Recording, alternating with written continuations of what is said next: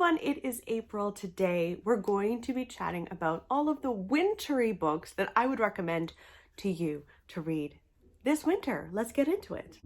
I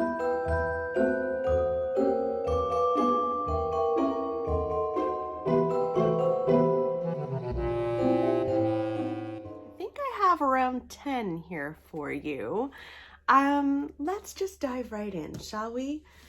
The first book that I think would be a lovely book to read in the winter is The Heart's Invisible Furies by John Boyne. There is something about the winter that often calls for chunky books. This is big. Oh gosh, how big? Over 500 pages, nearly 600 pages. And The Heart's Invisible Furies follows a man in Ireland, and you follow him when he's a child named Cyril. You actually follow him in the womb all the way until he reaches old age.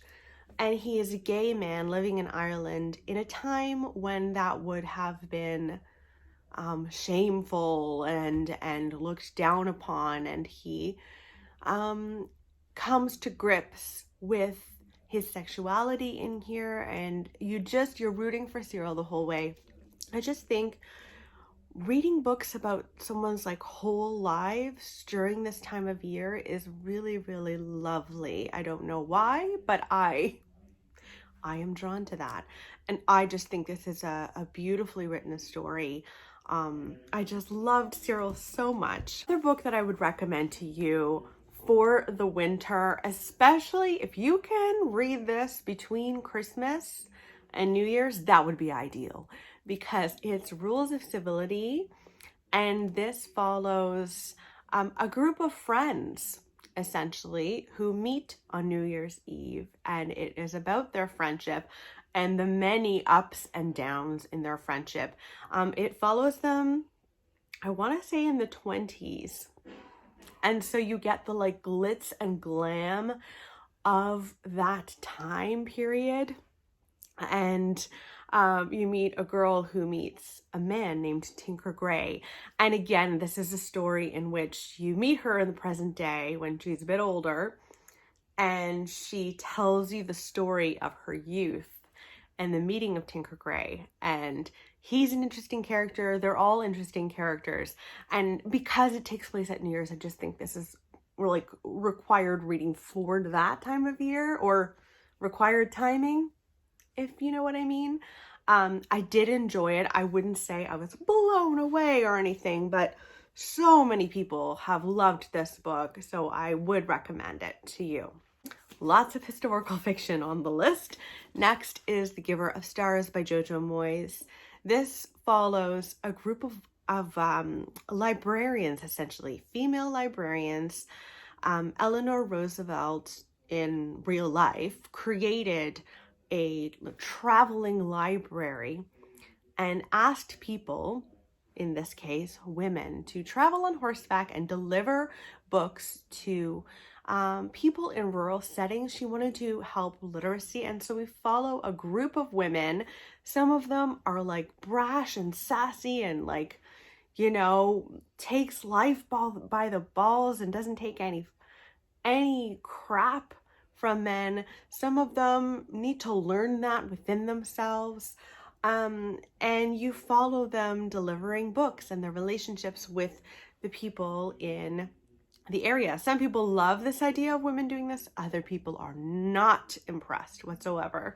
And I specifically want to recommend this in the winter because there are scenes in here where we follow the women traveling by horseback in the winter in a snowstorm, or in snowstorms, I should say, and you can just feel the cold. And that's why I think I'd recommend you reading this in the winter.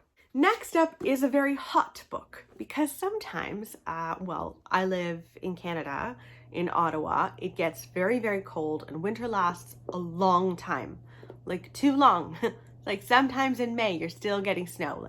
Okay, that's too much, okay. So once in a while, you're just done with it, and you need to escape. And since this year we're most likely not going to be traveling to hot locations, I would recommend traveling via a book. And this is the perfect one. It's Tangerine. How many times have I recommended this book? It's for good reason. It is brilliant. One of my favorite books of all time. Tangerine follows two women. We follow Alice and Lucy. Alice has moved to Tangier in the 1950s, I think, or 1940s with her husband. She doesn't love it. She doesn't really explore a lot. I think she deals with some major anxiety in her life. And one day her old college roommate, Lucy, shows up. Now, Alice and Lucy had a falling out. And so Lucy's showing up unannounced and is here to stay and like live with them for a while. It's very uncomfortable. And then Alice's husband goes missing and you have to figure out what's going on. The relationship between these women, there's a lot of heat there. It's uncomfortable. The heat in the book is uncomfortable. You feel the sand on your toes and like everywhere in your clothes. Like, it is so atmospheric and hot, hot, hot. So I would recommend that to you. For the opposite, in terms of atmosphere, I think I would recommend The Great Alone to you. Now, I would only recommend this to you if you know that you like Kristen Hanna. I don't like Kristen Hanna's writing. I did not like this book at all. So why am I recommending this? Because so many people love Kristen Hanna.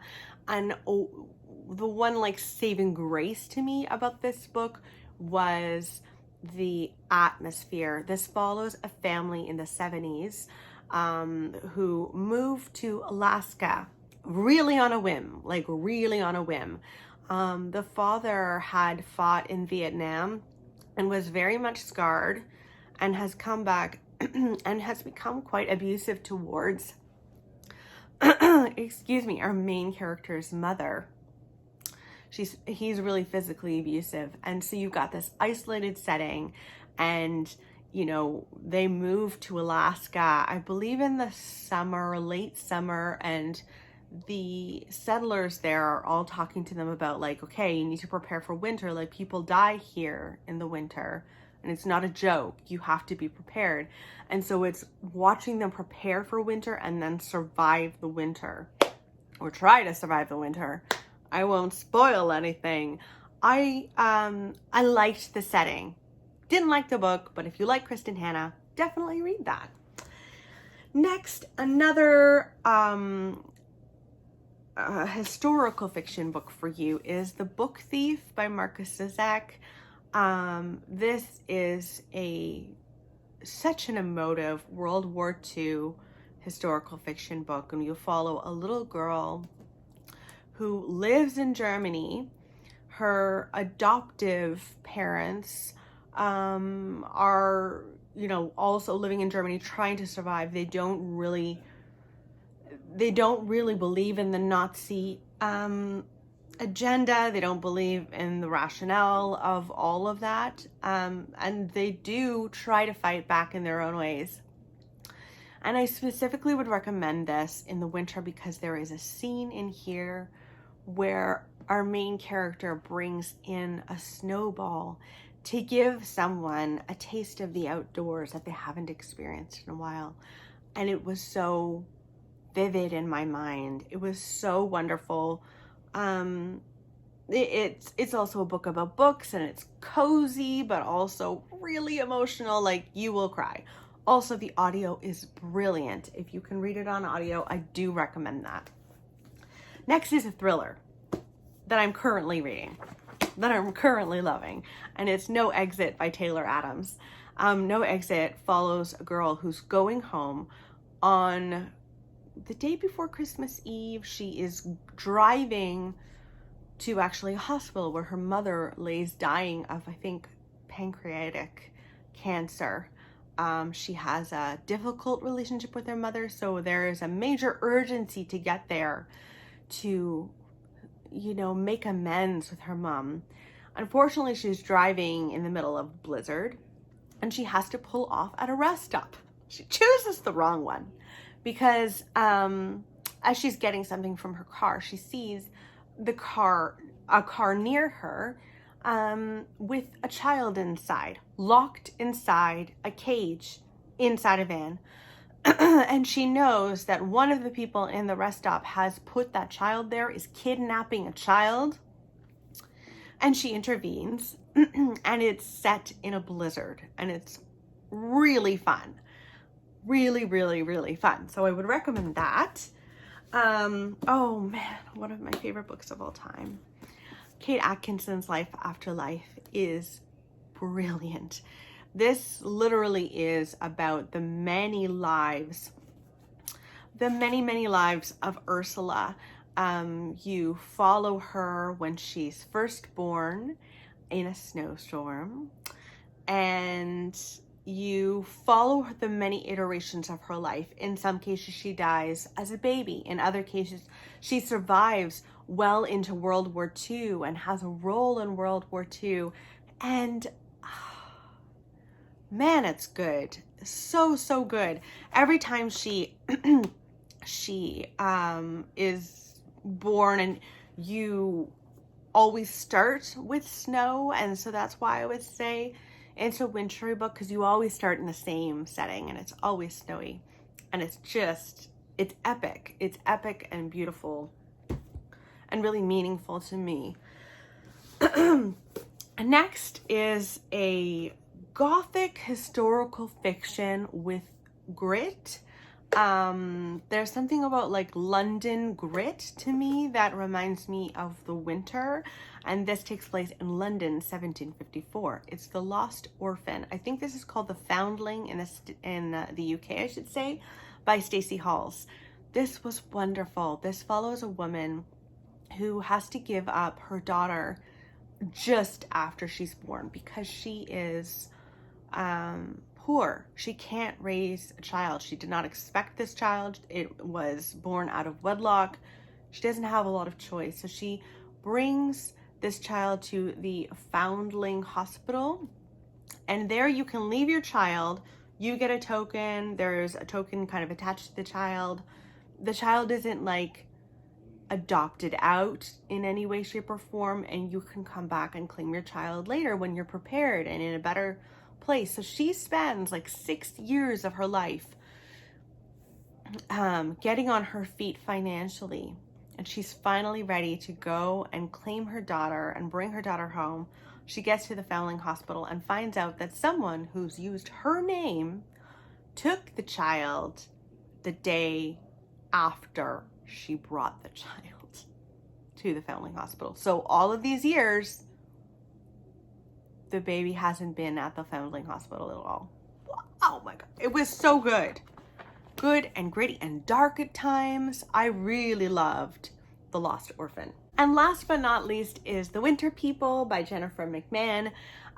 This follows two storylines. In one storyline is a woman named Sarah Harrison Shea, who in 1908 was found dead in the field behind her house.